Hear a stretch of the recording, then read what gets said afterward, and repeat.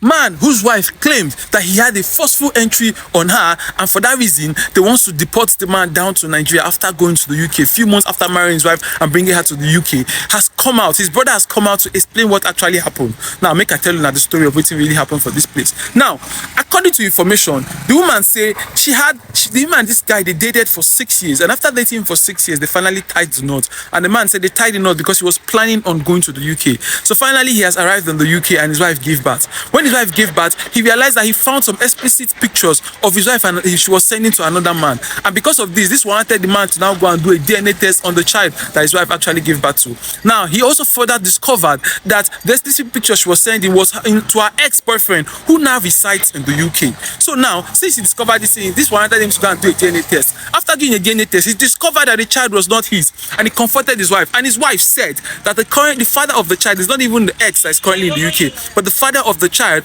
is in Nigeria. So in this situation, the man wanted the marriage to work and advised her that they're going to return the child back to the father in Nigeria.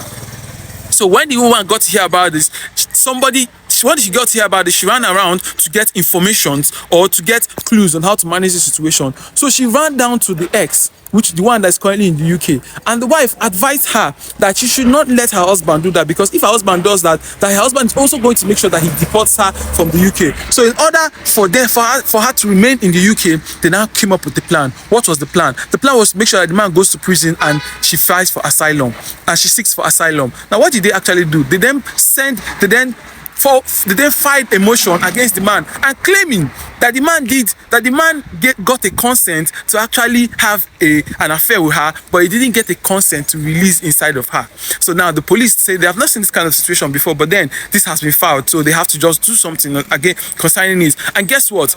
The man was now charged for assault. You know the kind of assault I mean, I don't want to mention it. He was now charged for assault, and then he was told not to go a long kilometers around his house or around his wife. Now, in doing this, the man also lost his job. Now, the woman didn't know that this thing is going to turn like this, but hell-bent on staying back in the UK, the woman also further advised her to create a video or a voice note claiming that they're threatening her all the way from Nigeria, so she cannot go back to Nigeria, that she has to stay in the UK permanently, and she's now seeking for asylum. Now, this was the initial plan. But looking at the situation of things, seeing her husband, her loving husband, is currently suffering with no job and no place to stay, she had to call her husband and told her what happened, and told her that it was in a bid for her to stay back in the UK because she was scared that the man is going to leave her after this situation and deport her back to Nigeria. This was why she did what she did, and she's very, very sorry. To cut the long story short, her husband has sued her and is currently filing for that same divorce she was scared of. And guess what? I guess if they really find out this situation, or if you have this situation, what she has said on record, she will actually still go back to that same Nigeria that she's scared of. Now, I want you to, as you're watching this video, I want you to share it so that you can also learn something from it.